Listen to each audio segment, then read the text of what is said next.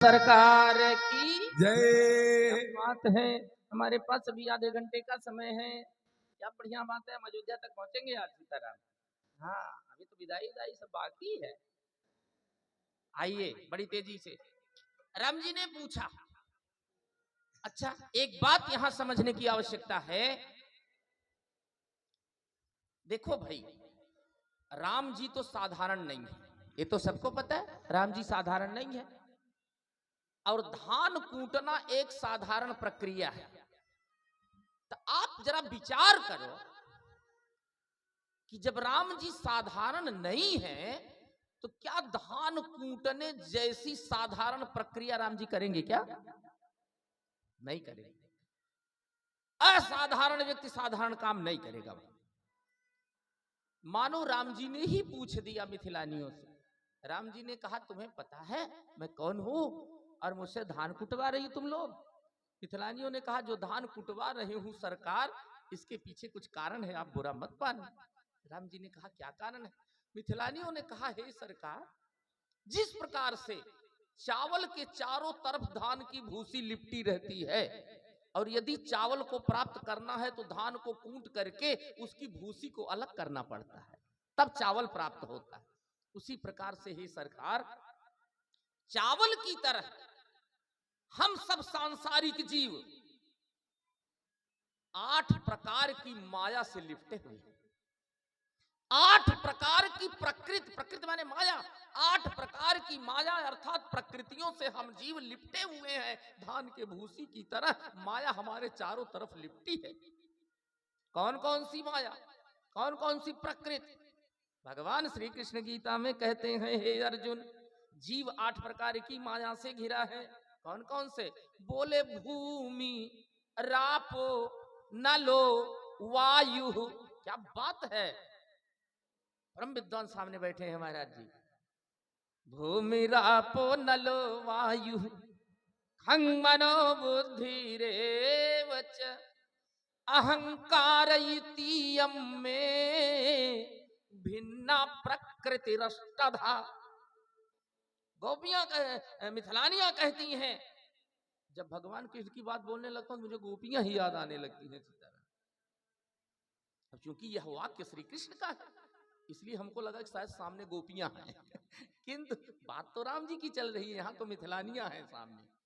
मिथिलानियों ने कहा, सरकार, भूमि अभिमान, जलाभिमान, अग्नि अभिमान, वायु अभिमान, आकाशाभिमान, मनोभिमान, बुद्धि अभिमान और अहंकाराभिमान, ये 8 प्रकार की प्रकृति से जीव घिरा हुआ है। तो जिस प्रकार से चावल को पाने के लिए धान को कूट करके धान की भूसी को अलग करना पड़ता है, तब चावल प्राप्त होता है, उसी प्रकार से हे सरकार, आप अपने ज्ञान रूपी मूसल से यह 8 बार धान कुटवा करके हम लोग ये संकेत करना चाहती हैं कि आप अपने ज्ञान रूपी मूसल से हमारे चित्त को कूट करके हमें 8 प्रकार की माया से मुक्त कर दो, ताकि हम तुम्हारे स्वरूप को जानकर तुम्हारी भक्ति कर सकें सरकार, तुम्हारी भक्ति कर सकें, तुम्हारी भक्ति कर सकें। हमारे अंदर समर्पण की भावना हो, हमारे अंदर शरणागत की वृत्ति पैदा हो। अपने ज्ञान रूपी मूसल से हमारे चित्त को कूट करके हमें 8 प्रकार की माया से मुक्त करो सरकार। यही इसका उद्देश्य था, यही इसका उद्देश्य था। इस प्रकार से नाना प्रकार के हास परिहास के बीच में अब दूसरे दिन भगवान बैठन खिचड़ी खाए हो। हाँ, अब जब कुल भात यह हो जाएगा, खिचड़ी खाई बैठन राम जी, और जब बैठन तो आप सबको पता होगा, अब भाई जिन्ना खाए हो ओकर बात तो हम ना करब, आप तो खाए नहीं है अब वैसे मौका मिले तो पांडे जी फिर से खाए की इच्छा रखा था आप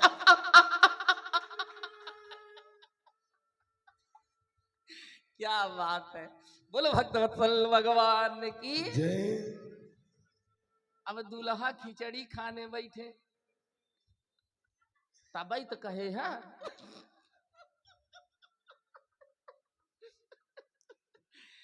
बोलो भक्तवत्सल भगवान की जय। अब राम जी दूसरे तीसरे दिन खिचड़ी खाने बैठे, और जब खिचड़ी खाने बैठे तो खिचड़ी खा नहीं रहे। आपको पता है ना, दूल्हा थोड़ा रिसियाता है, हमारे गांव में तो एक सज्जन गए, पहले तो शुरू शुरू में ट्रांजिस्टर निकला था आपको पता है, पहले शुरू शुरू में ट्रांजिस्टर दिया जाता था, उसमें 2-3 चैनल होता था, विविध भारती, ते आकाशवाणी वाराणसी, ते ये बीबी शिलांग, क्या क्या 2-3 होता था। वो बेचारे खाली देखे थे ट्रांजिस्टर, उसका नाम वाम उनको कुछ पता ही नहीं था। गए खिचड़ी खाने जब बैठे तो ऋषियाए हैं, नाराज हैं। अब सारे घराती बराती मना करके थक गए, बोले वो खाने के लिए तैयार ही नहीं। कोई आया, उसने कहा रे श्रीमान जी खाओ ना, क्या चाहिए आपको बताओ। तो बता ही नहीं रहे, अब चूंकि नाम उनको पता नहीं था। ट्रांजिस्टर बोलते हैं उसको, रेडियो बोलते हैं, उसको पता ही नहीं था। तो बहुत जब सब लोग पूछने लगे तो 2-3 घंटा के बाद उन्होंने बताया। लोगों ने पूछा कि आखिर क्या चाहिए खिचड़ी खाने के लिए, बताओ ना यार। कहे हमारी बाजा चाहे।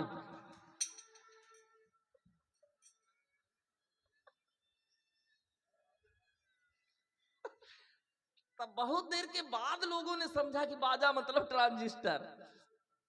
अब खिचड़ी नहीं खाने, राम जी बैठे, जब राम जी बैठे सारे लोग बैठे, और तब मिथिलानिया मधुर मधुर गारी गाना शुरू करती है महाराज। आजकल के लोगों को जैसा थोड़ी गारी देती थी पहले की मिथिलानी। आजकल की माताएं गजब गजब। पांडे जी आजकल के समय में कभी 2-4 साल के अंदर बारात अगर आप गए होंगे और यदि वहां गारी हुई होगी तो आपने सुना होगा आजकल की महिलाएं ऐसा ऐसा गारी देती है महाराज ना कि उसका कोई मतलब ही समझ में ही नहीं आता कि क्या है ये। एक बार हम बनारस चले गए बारात में, वहां की माताएं क्या गा रही पता है? अरे ऐसी बारात नहीं देखी अभी तक, जिया करे धक्का जिया करे। हमने कहा यार ये कौन सी गारी है। तब तक पंडित जी दिखाई, कहीं की हु के एक टांग, की हु के ये कौन, अरे बिना टंगिया वाला तो चल धक्का धक जिया कर। यार ये कौन सी गारी है यार, समझ नहीं आती।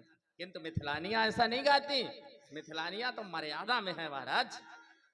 वहां तो पूर्ण नर नारी सुभग सुख संता, सब धर्मशील ज्ञानी गुणवंता।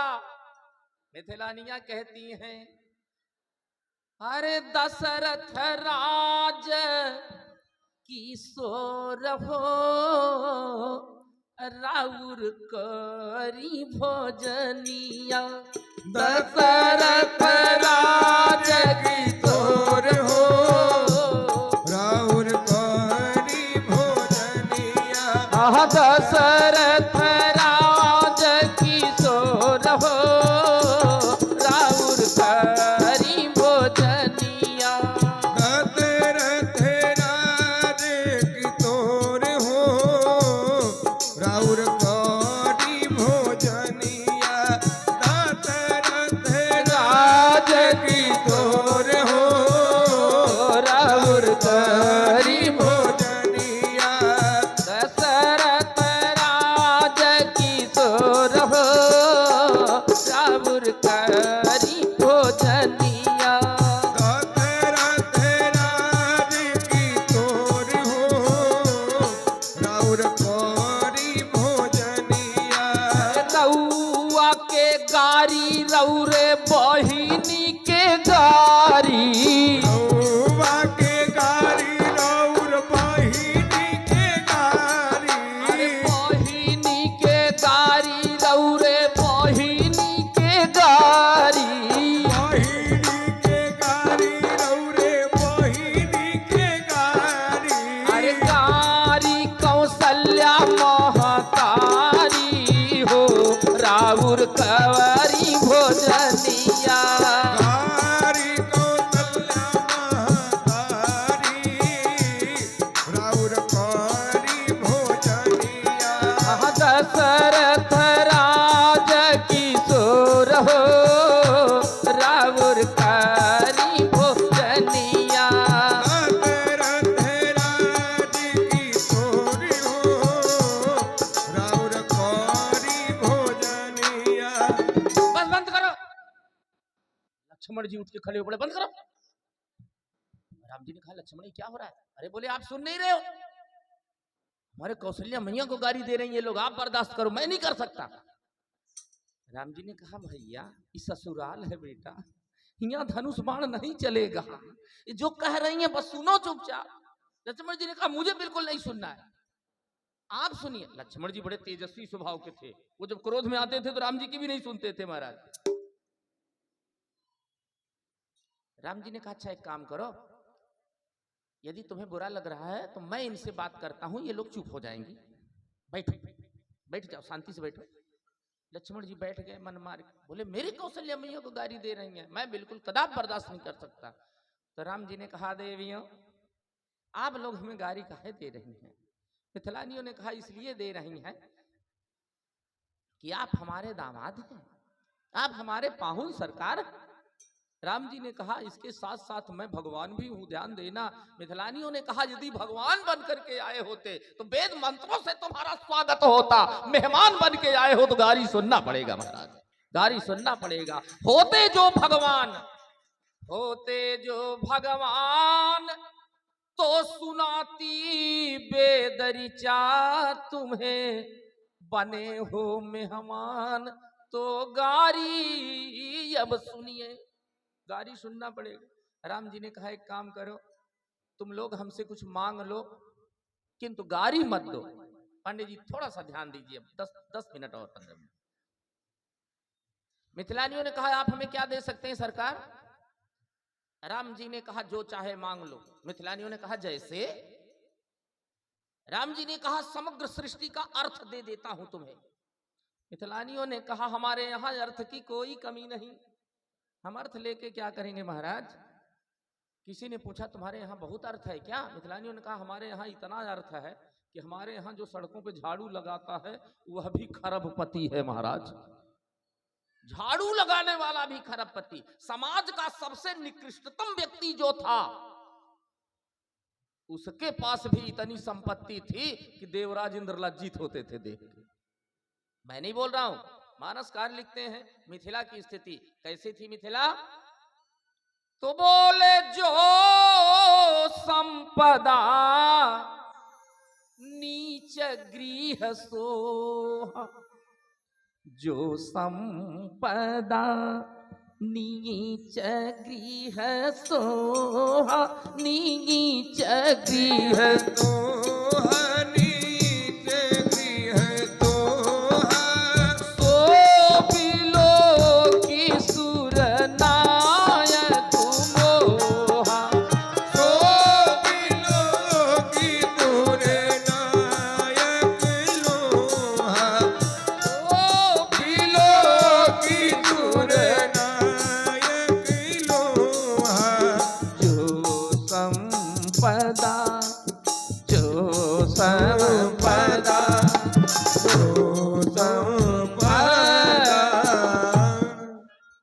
जो संपदा नीच गृह सोहा, सो बिलो की सुर नायक मोहा। देवराज इंद्र मोहित होते थे, समाज के सबसे निकृष्टतम व्यक्ति के पास भी इतना धन है, इसलिए हमें अर्थ नहीं चाहिए सरकार। राम जी ने कहा थे काम करो धर्म ले लो, समग्र सृष्टि का धर्म दे दो। मिथिलानियों ने कहा वो भी नहीं चाहिए। बोले वो क्यों नहीं चाहिए? बोले हमारे यहाँ कोई बच्चा बूढ़ा जवान महिला कोई ऐसा है ही नहीं जो धार्मिक ना हो महाराज। अरे पूरा नर नारी सुभग सुचि संता, पूर नर नारी सहज पुनीता, पूर नर नारी सहज पुनीता, पूरा नर नारी सुभग सुचि संता, पूर नर नारी सुभग सुचि संता, धर्मशील ज्ञानी गुणवंता, धर्मशील ज्ञानी गुणवंता, धर्मशील ज्ञानी गुणवंता। हमारे यहाँ सब धार्मिक है महाराज, सब धर्मशील ज्ञानी गुणवंता, हमें धर्म नहीं चाहिए। राम जी ने कहा तो काम ले लो, समग्र सृष्टि के कामनाओं को दे दो। मिथिलानियों ने कहा हम तो खुद ही अंग अंग पर वारी है, कोटि कोटि सतकाम, आपके एक एक अंग पर करोड़ों करोड़ों कामदेव को न्यौछावर करने के लिए तैयार है महाराज, इसलिए काम भी नहीं चाहिए। राम जी ने कहा मोक्ष ले लो। मिथिलानियों ने कहा जब हम संत हैं, जब हम धर्मशील हैं, जब हम ज्ञानी हैं, जब हम गुणवंत हैं तो मोक्ष तो हमारी मुट्ठी में है महाराज, जब चाहूंगी तब मिल जाएगा, इसलिए मोक्ष भी नहीं चाहिए। राम जी ने कहा कुछ तो ले लो। मिथिलानियों ने कहा सरकार हमारे यहाँ दामाद से लेने की परंपरा नहीं है, हमारे यहाँ तो दामाद को देने की परंपरा है, हम दामाद को देती हैं लेती नहीं है। राम जी ने कहा अच्छा तो आप लोग हमें देंगी? मिथिलानियों ने कहा हाँ देंगी। राम जी ने कहा क्या दोगी? मिथिलानियों ने कहा वह गारी दे रही हूँ, चुपचाप सुनो बैठ के, ज्यादा कबड़ कबड़ मत करो, समझे कि नहीं? हाँ अरे यही यही गारी के कानन करी है, यही गारी के कानन करी है, यही गारी के कानन करी है, यही गारी के कानन करी है। अरे गारी है प्राण पियारी हो, राघव कवरी भोजनिया, गारी है प्राण प्यारी, राघव कारी भोजनिया। हाँ गारी है प्राण पियारी हो, राघव कवरी भोजनिया, गारी है प्राण प्यारी, राघव कारी भोजनिया। हर दशरथ राज किशोर हो, रावुर करी भोजनिया, दशरथ राज किशोर हो, राउर कारी भोजनिया। दशरथ राज किशोर हो, राउर कारी भोजनिया। करी भोजन, अरे राउर कारी भोजनिया, राउर कारी भोजनिया। बोले पाहुन सरकार की। जय। इस प्रकार से समय भी लगभग संकेत कर रहा है, ओनली 10 मिनट्स आई है, मेरे पास केवल 10 मिनट है और इसी 10 मिनट में हम बारात को अयोध्या पहुंचा रहे हैं। सीताराम नाना प्रकार के हास परिहास के बीच में भगवान श्री सीताराम जी का विवाह संपन्न हुआ। इतना बिना मांगे इतना दहेज दिया गया कि सर्वस दान दीन सब काहू, जिन पावा राखा नहीं ताहू। इतना दान दिया गया कि दाइज दीन न जाई बखाना। गोस्वामी जी ने कहा इतना दहेज दिया गया कि वर्णन नहीं हो सकता, किंतु महाराज दशरथ ने उसको स्वयं रखा नहीं। आजकल तो दूल्हा के बाप जो पाते हैं सब जल्दी जल्दी भीतर ले जाओ, भीतर, ऐसे नहीं होता है महाराज। महाराज दशरथ ने जो भी दहेज का सामान मिला वहीं रखवा दिया ग्राउंड में, बोले जिसकी जो इच्छा है ले ले। अयोध्या से लेकर के मिथिला तक के सारे लोगों ने महाराज जनक के द्वारा दिए हुए दहेज को लिया, और जिसने लिया उसने भी अपने पास नहीं रखा। जिन पावा राखा नहीं ताहू, उसने भी अपने से कमजोर, अपने से कम पैसे वाले, अपने से गरीब को दे दिया, उसने अपने से कम गरीब को दिया, उसने अपने से ज्यादा गरीब को दे दिया। इसी तरह मिथिला से लेकर के अयोध्या तक कोई घराती कोई बराती अब गरीब नहीं रह गया महाराज, सब सुखी, सब संपन्न, सब सच्चरित्र है। क्या बढ़िया बात है। ये है राम का आचरण, ये है राम का विवाह, ये है राम का चरित्र। नाना प्रकार के हास परिहास के बीच में खुशी, आनंद, उल्लास, उमंग, उत्कंठा के वातावरण के बीच एक समय ऐसा आया कि अब बारात की विदाई होने वाली। महाराज दशरथ चलना चाह रहे हैं। खबर की गई जनक जी के यहां, जनक जी आए, विदाई की सारी तैयारियां की गई महाराज, सारी व्यवस्थाएं की गई। और इधर जितनी सखियां थी, जो सहेलियां थी भगवती सीता की, सारे लोग पकड़ पकड़ करके सीता जी को गोद में लेकर के रोने लगे। सारे लोग रोने लगी।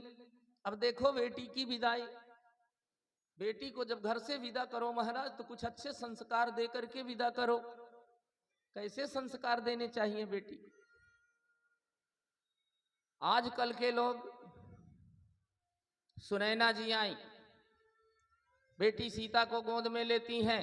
थोड़ा सा 10 मिनट और शांति बनाएं सीताराम, थोड़ा शांति बनाएं। एकदम मंच के पास ही अगर आप लोग इस तरह से बात करें तो हम डिस्टर्ब होने लगते इस तरह। यहाँ कथा पुस्तक से नहीं हो रही महाराज, कथा मस्तक से हो रही है। जब पुस्तक देख के बोलना है तो ठीक है, चाहे जितनी हल्ला करो, किंतु कथा का तारतम्य जोड़ना पड़ता है महाराज। अब आप लोग प्रबुद्ध हैं, पढ़े लिखे हैं, विद्वत हैं, मनीषी हैं, अब आप लोगों को हम समझाएं तो अच्छा नहीं। वक्तृत्व तो आसान नहीं होता हमारा, लोग सोचते हैं कि बड़ा आसान काम होता है। 3-3 घंटा, 3.5 घंटा बोलना साधारण काम नहीं। वक्ता के पास 3 मस्तिष्क होता है महाराज, 3 दिमाग रखना पड़ता है। पंडित जी बैठे हुए हैं, एक दिमाग बोल रहा है, दूसरा ये सोचता रहता है कि हमें आगे बोलना क्या है, और तीसरा ये सोचता है कि कहीं जो बोल चुका हूं वही फिर तो नहीं दोहरा रहा हूं।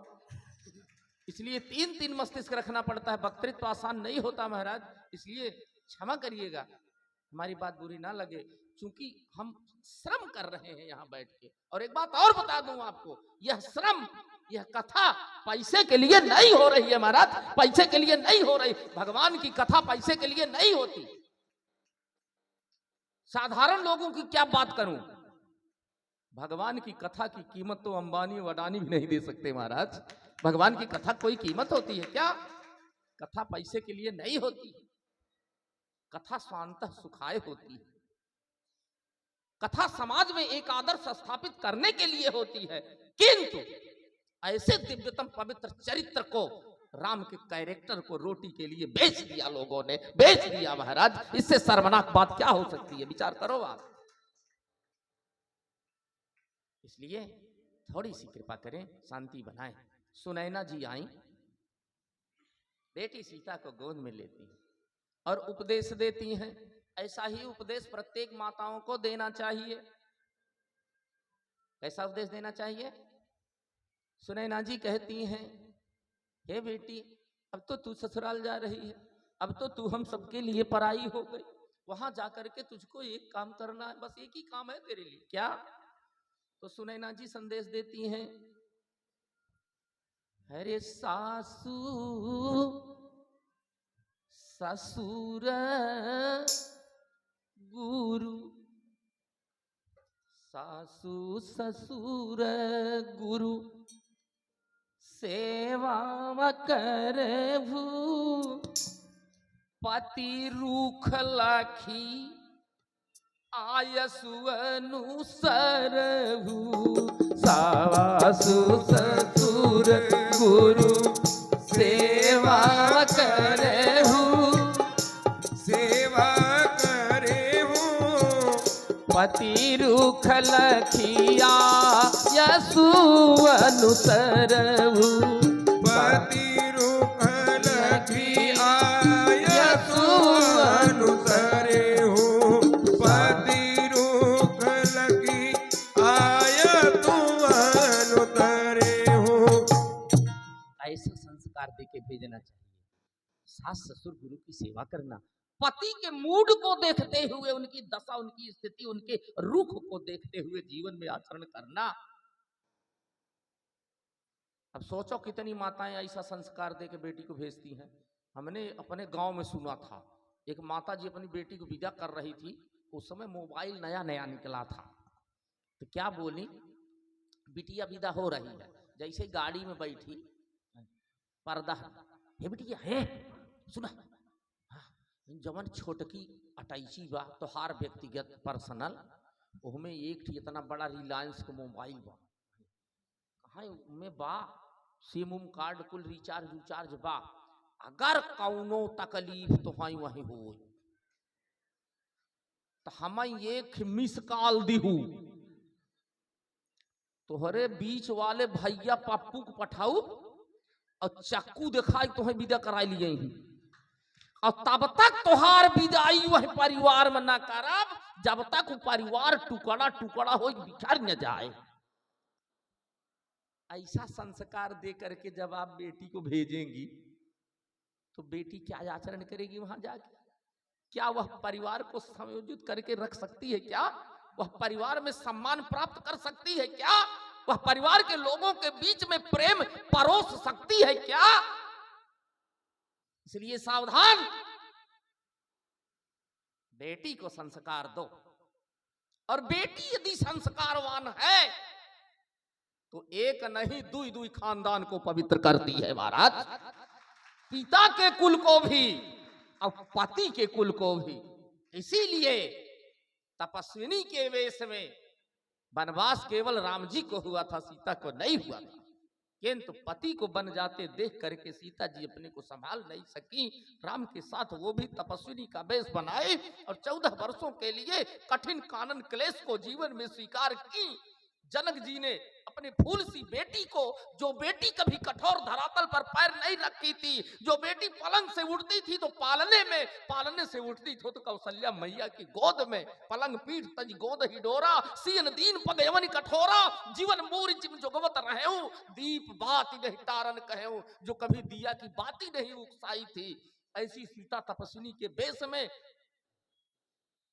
ककरीले पथरीले कुछ कांटों से भरे कंटकमय मार्गों पर जब जा रही हैं, जनक जी ने देखा, जनक की आंखों में आंसू आ गए महाराज।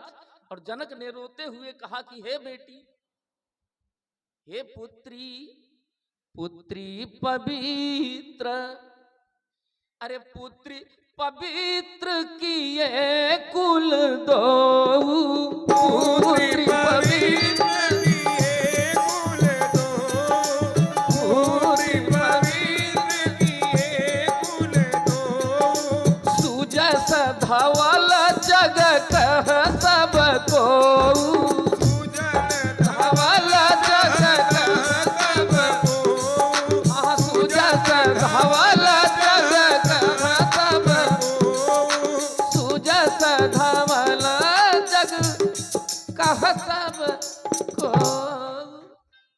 हे बेटी, आज तेरा पिता तुझ जैसी बेटी पा करके धन्य हो गया। मैं ही नहीं, तूने अपने पिता जनक के भी कुल को पवित्र कर दिया और तुझ जैसी बहू पा करके महाराज दशरथ का भी कुल पवित्र हो गया। इसलिए हे बेटी, बेटियों को संस्कार दो, दो दो खानदान को पवित्र करती हैं ये। बेटा एक ही खानदान पवित्र कर दे, धन्य भाग्य महाराज। हाँ, सोचो, एक सज्जन अपनी बेटी को विदा कर रहे थे। अब बेटी जा रही थी अपनी ससुराल और वो बेटी को क्या सिखा रहे हैं, गीत में प्रस्तुत करता हूं। उन्होंने बताया कि बेटी वहां जाके करना क्या है, कैसे जाना है, क्या करना है। तो बहुत सुंदर शब्दों में कवि ने वर्णन किया। माता पिता अपनी बेटी को सिखा रहे हैं ससुराल जाते समय। पहली बार विदाई के समय माता पिता कहते हैं कि सुन मेरी बेटी,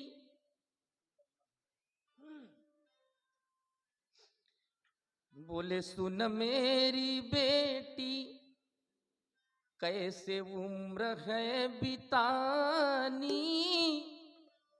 जिंदगी की पुस्तक में प्यार की कहानी। सुन मेरी बेटी कैसे उम्र है बितानी, जिंदगी की पुस्तक में प्यार की कहानी। सुन मेरी बेटी कैसे उम्र है बितानी, जिंदगी की पुस्तक में प्यार की कहानी, जिंदगी के पुस्तक में प्यार की कहानी, जिंदगी के पुस्तक में प्यार की कहानी। सुन मेरी। आगे क्या कहते हैं माता पिता, सुनिए, समय बहुत कम है इसलिए ज्यादा गाने का प्रयास नहीं करेंगे हम। आगे कहते हैं, सील का खजाना हो आचरण के गागर में, सील का खजाना हो आचरण के गागर में, सील का खजाना हो आचरण के गागर में, गरिमा के मोती हो यौवन के सागर में, गरिमा के मोती हो यौवन के सागर में, गरिमा के मोती हो यौवन के सागर में, सील का खजाना हो आचरण के गागर में, सील का खजाना हो आचरण के गागर में, सील का खजाना हो आचरण के गागर में, सील का खजाना हो आचरण के गागर में, प्रेम की लहरियां हो नयनों के सागर में, प्रेम की लहरियां हो नयनों के सागर में, प्रेम की लहरियां हो नैनों के सागर में, प्रेम की लहरियां हो नैनों के सागर में। कोयल सी कुहू कुहू कोयल सी कुहू कुहू मिसरी सी बानी, जिंदगी की पुस्तक में प्यार की कहानी। जिंदगी की पुस्तक में प्यार की कहानी, जिंदगी की पुस्तक में प्यार की कहानी। जिंदगी की पुस्तक में प्यार की कहानी। सुन मेरी बेटी कैसे उम्र है बितानी, सुन मेरी बेटी कैसे उम्र है बितानी। जिंदगी की पुस्तक में प्यार की कहानी। जिंदगी की पुस्तक में प्यार की कहानी, जिंदगी की पुस्तक में प्यार की कहानी। संस्कार लेकर ये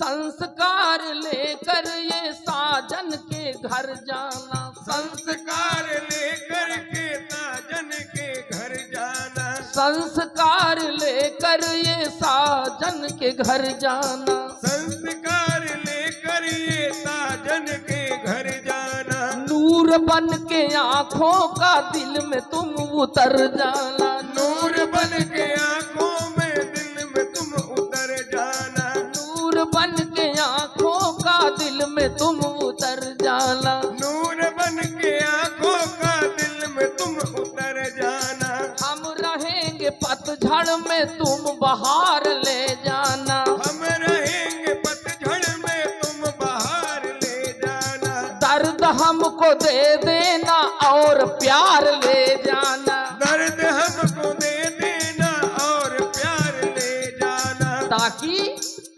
ताकि मोहल्ले के लोग, गांव के लोग कहें, अरे लोग कहें किसकी, लोग कहें किसकी है बेटी सयानी। लोग कहें किसकी है बेटी सयानी, जिंदगी की पुस्तक में प्यार की कहानी। जिंदगी के पुस्तक में प्यार की कहानी। हाँ, जिंदगी की पुस्तक में प्यार की कहानी। जिंदगी की पुस्तक में प्यार की कहानी। कहानी। इस तरह से बेटियों को संस्कार देकर के उन्हें ससुराल भेजना चाहिए। बड़े ही आनंद का विषय है। चार चार बहुओं को लेकर के महाराज दशरथ पहुंचे अयोध्या। 2 मिनट और बस, मात्र 2 मिनट। हमार समैया जब पहलवा सब ले लेते तब क्यों ना कही आवा। हाँ, हम अपने समैया में तो बोलबे करब भाई।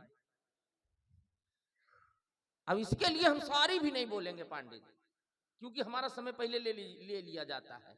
तो हम अगर 2-5 मिनट ज्यादा बोल भी रहे हैं तो कृपा करें ना सीताराम, क्या बुराई है। बस 2-3 मिनट। 4 बहुओं को लेकर के महाराज दशरथ आए अयोध्या। अब वहां केहू बूढ़ी माता से पूछा कि कहो माता जी तुम्हें पतोह कैसन चाहे, तो कहीं बेटवा सीता जैसा। तो उनसे पूछे कि तू कौशल्या हऊ का,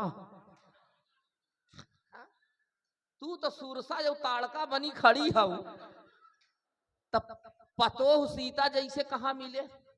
और एक बात और बताई, जितना गैस सिलेंडर और स्टोव फटा कुल में बहु जरी के मरी। एक स्टोव गैस ऐसा नहीं रहा दुनिया में जवन केहू सास को जराए हो। बताओ हुआ क्या।